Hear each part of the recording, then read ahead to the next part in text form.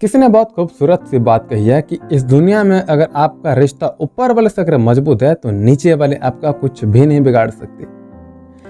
नमस्कार दोस्तों, मैं हूं चंदन बिस्वाल। ये एक छोटी सी कहानी। इस कहानी का जो भी राइटर है बहुत कमाल के लिखे हैं, बहुत मस्त लिखे हैं, मुझे बहुत अच्छा लगा। वो लिखते हैं कि एक बार शाम में मैं फल खरीदने के लिए जाता हूँ। वहां देखा रेडी थी, उस पर फल थे, लेकिन उस रेडी पर फल वाला नहीं था। मुझे लगा व्यक्ति यहीं पे आसपास कोई होगा, ढूंढा तो मिला नहीं। रेडी की छत पर एक छोटा सा बोर्ड टंगा था। उस बोर्ड पर लिखा था कि अगर आप जल्दी में हैं तो फल तौल लें।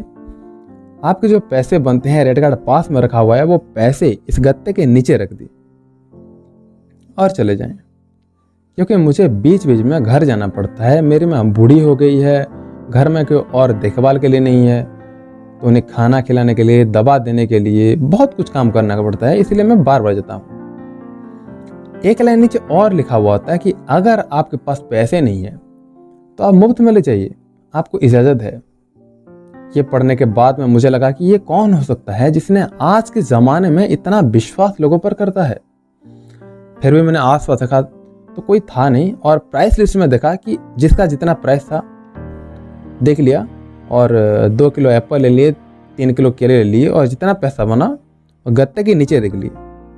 और उस गत्ते के नीचे जब मैं देखा उसमें पैसा रखा हुआ था, यानी कि मुझे लगा कि ये लोग काम कर रहे हैं। शाम को मैं अपने घर आया, खाना वाना बनाया, खाना खाकर जैसे रात को टहलने के लिए निकला तो वो रेडी वाला मुझे दिख गया।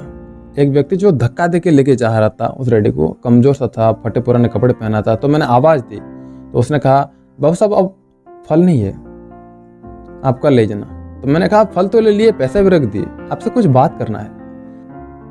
उनको लेकर के मैं ढाबे पर गया। बोले खाना वाना खाओगे? बोले नहीं। तो हम दोनों ने एक चाय मंगा ली। चाय पर थोड़ा बात होने लगा तो मैंने नाम पूछा कि आपकी जो कहानी है बोर्ड वाली, ये क्या है? रेडी पर छोड़ के आप चले जाते हो, आपको नहीं लगती आपका कोई सामान चोरी हो जाएगा, पैसा चोरी हो जाएगा? तो इस व्यक्ति ने मुझे अपनी कहानी सुनाई। मुझे आप ध्यान से सुनना। उसने कहा कि बाबू साहब, मेरी माँ पिछले 2-3 साल से बहुत बीमार है। मेरा कोई बेटा बेटी नहीं है, मेरी बीवी और इस दुनिया में नहीं है, खाली इस दुनिया में मैं और मेरी माँ। तो मैंने एक दिन अपने माँ से कहा कि माँ, आप मुझे बार बार कहती हैं तो घर में रहा कर, तो चला जाता है तो जी घबराता है, मन नहीं लगता, लेकिन आप समझोगे मेरी बात क्या? मेरे पास पैसा नहीं है, अगर मैं घर में रहूँगा तो पैसा कमाएगा कौन? आपकी देखभाल कैसी होगी? वो ऊपर वाले में बहुत यकीन करती हैं। उनको याद करके कहा कि तू एक काम कर, रेडी को अपने मंडी में छोड़ के आ जा, और एक बोर्ड लगाती, और जितनी भी कहानी है वो सब लिख दे। शाम में जब तू वापस लेने के लिए जाएगा, तेरे 1 रुपया भी ऊपर नीचे नहीं होगा। मैंने अपनी माँ से कहा कि ये क्या आइडिया दे रहे हो?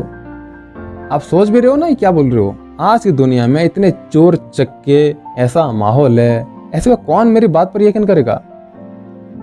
और जिस रेडी पर रेडी वाला नहीं होगा, फल वाला नहीं होगा, वहां फल कौन खरीदेगा? मैं नहीं मानोगे, ऊपर वाले को याद मत करो, हमारी किस्मत जितना होगा वो अपने आप मिल जाएगा। उस दिन के बाद से बाबू साहब 2.5-3 साल हो गए, मैं रोज ये काम करता हूँ। सुबह जाता हूँ, रेडी पर फल वाल जो रेडी के रख लेता हूँ, और शाम को जब जाता हूँ तो लोगों को शायद लगता होगा मैं बीच में जो आता हूँ, लेकिन मैं बीच में जाता नहीं हूँ। आप यकीन नहीं करोगे, रोजाना 1 रुपया भी ऊपर नीचे नहीं होता, उल्टा रुपया ज़्यादा मिल जाते हैं। मेरे नाम पे ज़्यादा मिल जाते हैं, मेरे मम्मी के नाम पे ज़्यादा मिल जाते हैं। एक छोटे बच्चे तो एक दिन पुलाव रख के गया था और पर्ची में रख के गया था कि ये आपकी माँ के लिए। एक बार एक डॉक्टर साहब अपने पर्चे पर लिख के चले गए अपना नंबर कि आपकी माँ अगर ज़्यादा बीमार हो तो आप मुझे इस नंबर पर कॉल कर देना। तब से सब कुछ वैसा ही चल रहा है। हमारी किस्मत में जितना है, माँ के आशीर्वाद से, ऊपर वाले के आशीर्वाद से सब कुछ सही चल रहा है, ठीक ठाक चल रहा है। ये छोटी सी कहानी में बहुत सारी बातें बताती हैं। सबसे बड़ी बातें बताती हैं कि तेरे दर पर आने से पहले मैं बड़ा कमज़ोर होता हूँ, लेकिन तेरे दहलीज को छूते ही मैं कुछ और हो जाता हूँ। अपने ऊपर यकीन रखिए, अपने ऊपर वाले के ऊपर यकीन रखिए। लाइफ में ऐसी कोई भी चीज़ नहीं है जो आपको नहीं मिलेगी। वक्त लग सकता है लेकिन नहीं मिलेगा, ऐसी बात नहीं है। भगवान के घर देर है लेकिन अंधेर नहीं है। मैं आपको हमेशा कहता हूं कि कहानी बहुत छोटी सी है लेकिन सिखाती बहुत बड़ी चीज़ है। और ऐसी ही कहानी सुनने के लिए मेरे साथ जुड़े रहिए हर सोमवार और हर शुक्रवार शाम 7 बजे एक नए कहानी के साथ। कहानी में मेरे साथ अंत तक बने रहने के लिए हृदय की गहराई से प्रेम पूर्वक बहुत बहुत